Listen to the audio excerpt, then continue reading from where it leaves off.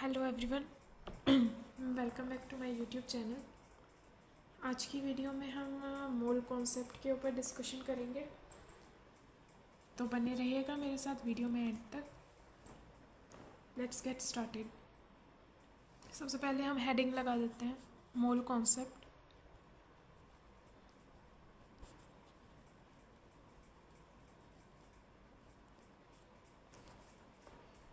तो mole concept होता क्या है? मोल जो है, जैसे कि मान लो हम डज़न, जैसे एक डज़न है, ओके। एक डज़न में 12 पार्टिकल्स होते हैं, ठीक है। अगर मान लो हमने बोला कि हमें एक डज़न बनाना चाहिए तो उसमें 12 बनानास रहते हैं, ठीक है। सिमिलरली अगर हम बोले 2 डज़न, तो 2 डज़न में कितने 24 पार्टिकल्स हैं।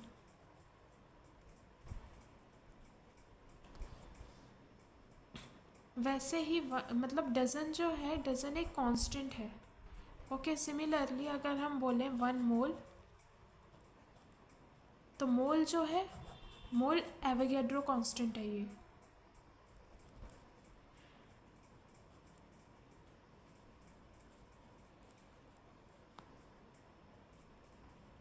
ठीक है। इसको हम Na लिखते हैं। ये Na जो है, ये हमारा क्या होता है, एवोगैड्रो कांस्टेंट होता है, ठीक है। और अगर ये कांस्टेंट है तो इसकी कुछ ना कुछ वैल्यू भी होगी, तो इसकी वैल्यू होती है 6.02 इंटू 10⁻23। ये एवोगैड्रो नंबर हो गया हमारा, ओके। अब इसके बाद हम देख लेते हैं कुछ fundamental units. Fundamental units,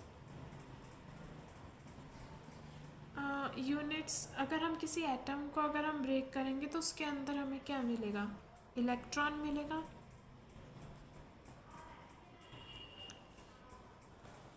proton मिलेगा और न्यूट्रॉन मिलेगा।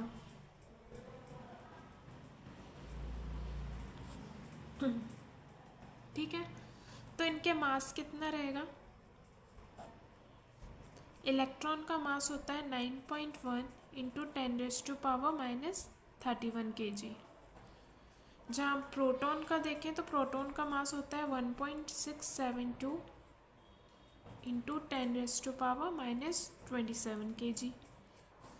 और न्यूट्रॉन जो होता है, इसका होता है 1.674 इंटू 10⁻⁻27 kg। और इनके ऊपर अगर हम चार्ज देखें तो चार्ज कितना रहता है, इलेक्ट्रॉन के ऊपर चार्ज होता है -1.6 इंटू 10⁻⁻19 कूलम। और अगर प्रोटॉन के ऊपर देखें तो प्रोटॉन के ऊपर चार्ज होता है +1.6 इंटू 10⁻⁻19 कूलम। और न्यूट्रॉन जो होता है वो होता है न्यूट्रल, इसके ऊपर 0 चार्ज होता है, ओके। तो ये कुछ वैल्यूज़ हैं जो हमें याद रखनी पड़ेंगी इसके न्यूमेरिकल्स को सॉल्व करने के लिए, ओके। अब ये याद रखना, ये चार्ज जो है ये ऐसा नहीं है कि मतलब इलेक्ट्रॉन जो है उसका चार्ज छोटा है, प्रोटॉन का चार्ज बड़ा है। इनका मैग्नीट्यूड जो है ना वो सेम रहेगा, इलेक्ट्रॉन का भी और प्रोटॉन का भी, दोनों का मैग्नीट्यूड सेम रहता है, ठीक है। इलेक्ट्रॉन जो है ये नेगेटिवली चार्ज है इसलिए इसमें माइनस लगा हुआ है, और प्रोटॉन जो है वो पॉजिटिवली चार्ज है इसलिए इसमें प्लस लगा हुआ है, ठीक है। तो ये चीज़ें हमें याद रखनी है इसके न्यूमेरिकल सॉल्व करने के लिए, ओके। अगर हम मास की बात करें तो सबसे कम मास है इलेक्ट्रॉन का, ठीक है। उसके बाद है प्रोटॉन का, देन है न्यूट्रॉन का, ठीक है। मास क्या है, मास सबसे ज़्यादा हमारा इलेक्ट्रॉन का है, देन प्रोटॉन का है, देन न्यूट्रॉन का है।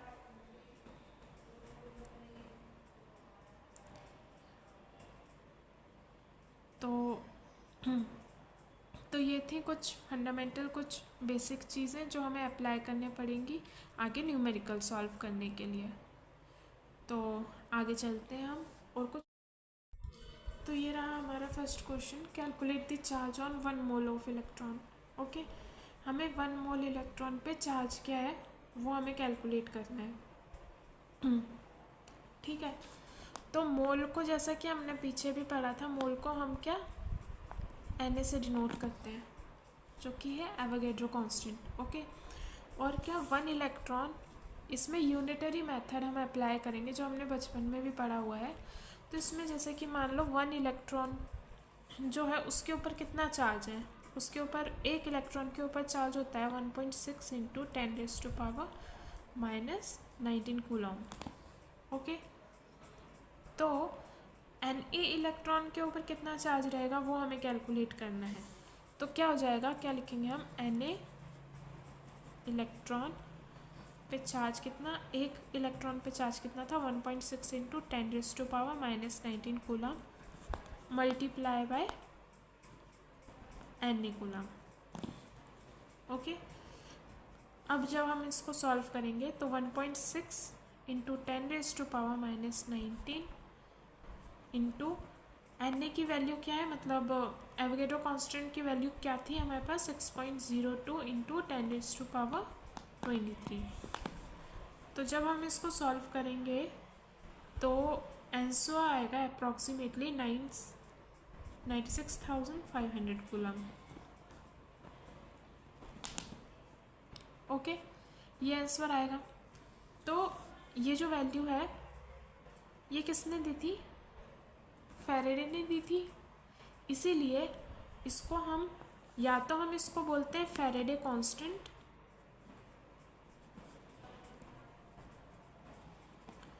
या इसको हम 1 फैराडे से डिनोट करते हैं। ओके, तो ये था एक क्वेश्चन। अब इसके बाद हम दूसरा क्वेश्चन देख लेते हैं। दूसरा क्वेश्चन, चलो ये हम करके देखते हैं। कैलकुलेट मास ऑफ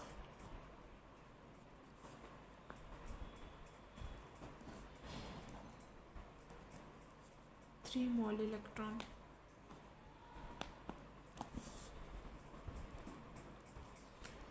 अब इधर पे हमें 3 मोल इलेक्ट्रॉन का मास कैलकुलेट करना है। ठीक है, तो पहले हमने चार्ज कैलकुलेट किया था, इधर पे हमें मास कैलकुलेट करना है। तो एक इलेक्ट्रॉन पे कितना मास होता है, पहले हम ये देखते हैं। एक इलेक्ट्रॉन पे कितना मास होता था, 9.1। एक इलेक्ट्रॉन का मास होता है 9.1 इंटू 10⁻31 kg। ओके, तो 3 मोल इलेक्ट्रॉन्स पे कितना कितना 3 मोल इलेक्ट्रॉन का कितना मास रहेगा। ठीक है, तो 3 मोल को हम Na भी लिख सकते हैं, तो हो जाएगा 3 Na इलेक्ट्रॉन इक्वल्स टू, एक इलेक्ट्रॉन का मास था 9.1 इंटू 10⁻31 इंटू 3 Na, और वैल्यू हम kg में निकालेंगे। ठीक है,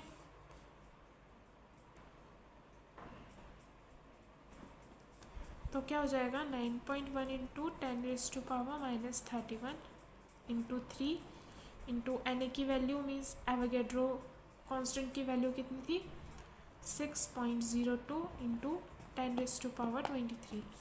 जब हम इसको सॉल्व करेंगे तो इसका आंसर क्या आ जाएगा, 1.64 इंटू 10⁻⁻6 kg। ये आ गया हमारा आंसर। ओके, हम एक और क्वेश्चन करके देखते हैं। ओके, तो हमारे ये नेक्स्ट क्वेश्चन आ जाता है, calculate charge on 2.5 mole of Mg डेप पॉजिटिव, Mg2 पॉजिटिव। ठीक है, तो ये क्वेश्चन सॉल्व करने से पहले कुछ चीज़ें जो हमें याद रखनी है। देखो, चार्ज जो होता है that is always quantized. Okay, charge is quantized. Quantized मतलब जैसे Q plus minus N E. Okay, तो n क्या हो सकता है? n कुछ भी हो सकता है, 1 2 3 एंड सो ऑन।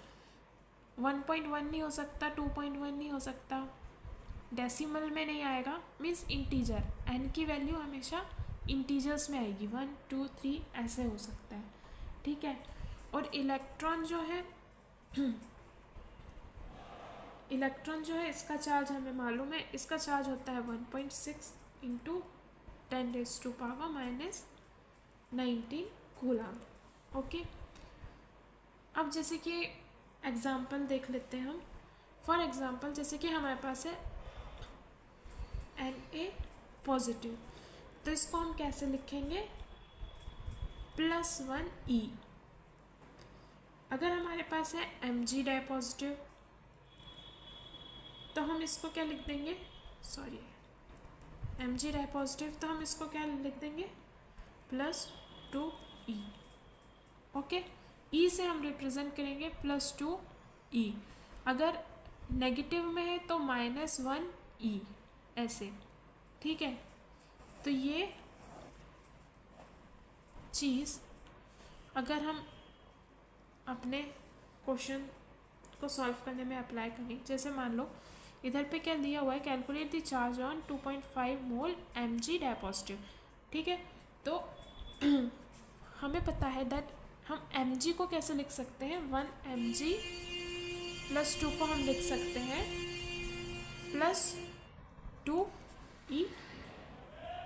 ओके, तो इधर पे हमारे पास कितने मोल्स Mg + 2 है? 2.5 मोल।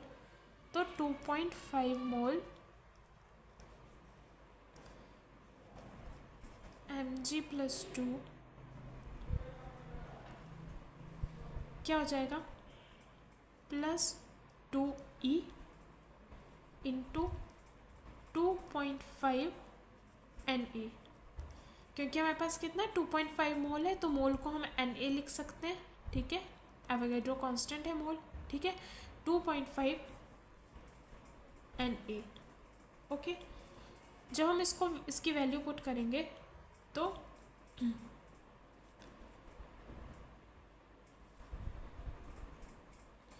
जब हम 2 को मल्टीप्लाई करेंगे 2.5 के साथ, तो हमें मिल जाएगा 5 मल्टीप्लाई बाय एक इलेक्ट्रॉन पे चार्ज कितना होता है? 1.6 इंटू 10⁻⁻90। और Na की वैल्यू क्या होती है?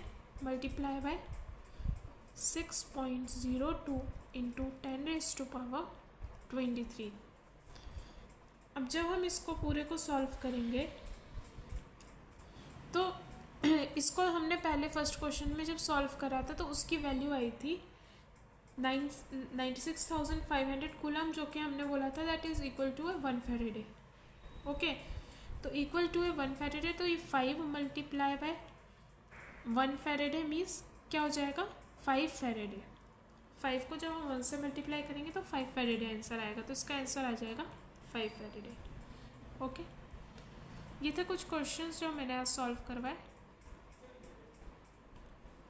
आगे के कंसेप्ट्स हम अगले वीडियो में लेंगे। आज के लिए बस इतना ही। Thanks for watching, bye bye.